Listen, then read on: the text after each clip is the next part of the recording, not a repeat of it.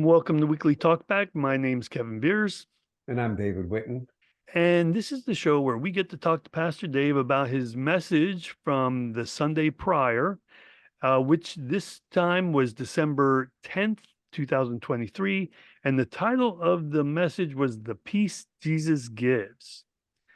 And what struck me about this particular message was that you said, when we talk about the peace of God, we never relate it. We talk about world peace, we talk about relational peace, but we never seem to talk about that inner self peace. And it struck me because I've always thought about it the opposite way. I always think about the inner peace. I rarely think about the relational or the world. I mean, I think about world peace in terms of Mhm. war. But then we got into a conversation about this, and you said, but when we talk about the brethren, the focus is more on world peace and relational peace, not the inner peace. And that's what you're referring to in your message. So I guess the first question I have is, why do you think that might be? Why do we focus there? Well, I mean, I think there's several things that it could be. First of all, we are one of the historic peace churches along with the Mennonites and Amish. And so, when we refer to ourselves as a peace church, that reference probably points to an external reality, working on as peacemakers, working on peace in the world today. Um, but also, I think theologically speaking, I think brethren are more practical Christians. They're more pragmatic Christians. They're Christians who do, as our own little motto says, continuing the work of Jesus. We like to do faith. We like to express ourselves that way. And so I think the larger emphasis for brethren is on world peace than inner peace. Oddly enough, you would think it should not be that way. And I think that's why I even raised it within the context of the sermon, is that I think sometimes we not underestimate, but we don't take serious enough the possibilities that Jesus, as a spiritual entity, can give us and offer us something that would help us through difficult times. I think brethren tend to look at it more like, okay, we're on earth to do the work of Jesus, so let's get about it. You see the difference that I'm kind of talking about? Yeah. And I think about it was years ago, they called it the Jesus and me movement. Yeah, yeah. Everything was just about me and Jesus. But the danger that you run into when you focus so highly on something like that is that the Jesus and me movement went into, I don't have to attend a church because it's just Jesus and me. Like now we're excluding community Mhm. because we focus so heavily on that. Yeah. So, but maybe the same thing is happening with the brethren. We focus so heavily on peace outside of ourselves that we never possibly realize the peace that we have for ourselves at Right. the same time. Well, I think there's this is simplifying it, maybe overly, but I look at it kind of in a broad spectrum way. And again, if I can use liberal and or progressive and conservative as the ends of this spectrum, I would say the more liberal you go, the more peace is spoken of in external ways.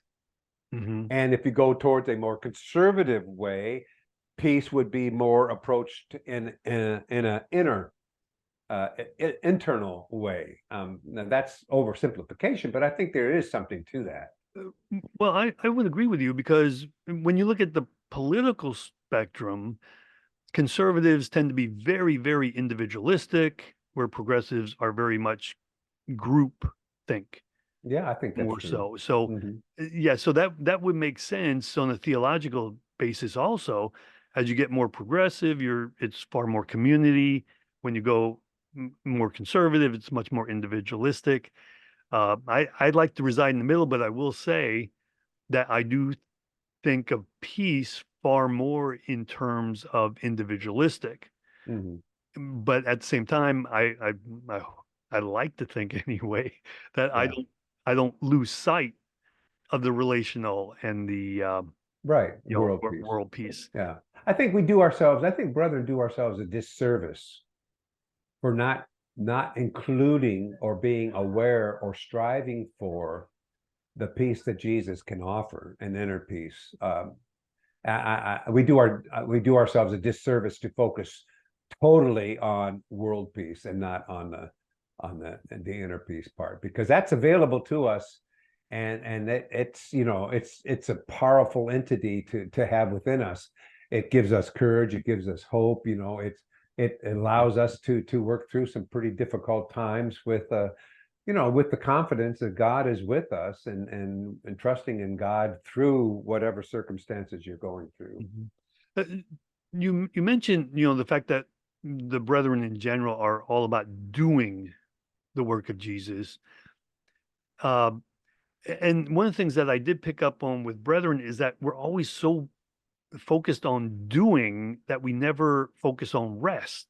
Mm-hmm. So that again, that's when you focus on one thing, you can get yourself into a situation where you're neglecting the other side of things, Oh, and absolutely. it's Yeah. really got to be more balanced. It definitely has to be balanced. And I think that's the whole point, I think, of the sermon yesterday, was that we need to find a balance. I'm not saying that we shouldn't focus on world peace or relational peace, and totally on the peace that Jesus offers. I think that we need to find a balance in there that works for us individually and as a church and as a broader denomination. Mhm. Okay. I didn't have anything else you want to include from your message that you want to bring up? Well, I did mention this, and I think this also may be a more moderate to conservative viewpoint, but I did say that that I don't think you can really get the peace of God without having first peace with God. And that's the whole justification, sanctification kind of issues. I don't want to get into a deep theological discussion, but I do believe that we do have to reckon with our estrangement from God before we can get the peace of God. Okay. Well, actually, maybe I'm going to pull us into this deep theological discussion. But if we're so focused on world peace and the relational peace, can we ever truly get the peace of God if we don't focus some on the inner peace? Or Well, yeah, I don't think so. I mean, I think you can lose out by too much emphasis on world peace and not enough emphasis on your own personal peace. Yeah, I think you can lose out on that. okay. Yeah. Yeah, because and what I was thinking, I pull it back to the doing versus resting Hmm. idea, and I realize that's not peace necessarily, but I'm sure it works in there. But we're so busy doing, and if we don't feel like we're doing enough, then we do more. It's like we got to pull back sometimes. Yeah. Yeah. Y- I agree. And I think maybe the opposites in that, not opposites, but the juxtaposition is not necessarily doing and resting, but doing and being, somehow Right. being in the presence of Christ as opposed to doing the work of Christ. And for me, what I would say is if we're being, that's when the peace will come. So Hmm. they are tied directly together.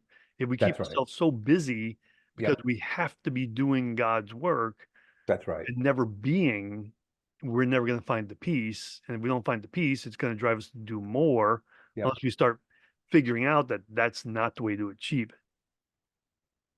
Point point taken. That's exactly the POV here. Okay, we will wrap it up there then. If you have not heard Pastor Dave's message, I'll link it down in the description. Go take a listen to it. And otherwise, we will see you next week. Take care. Blessings.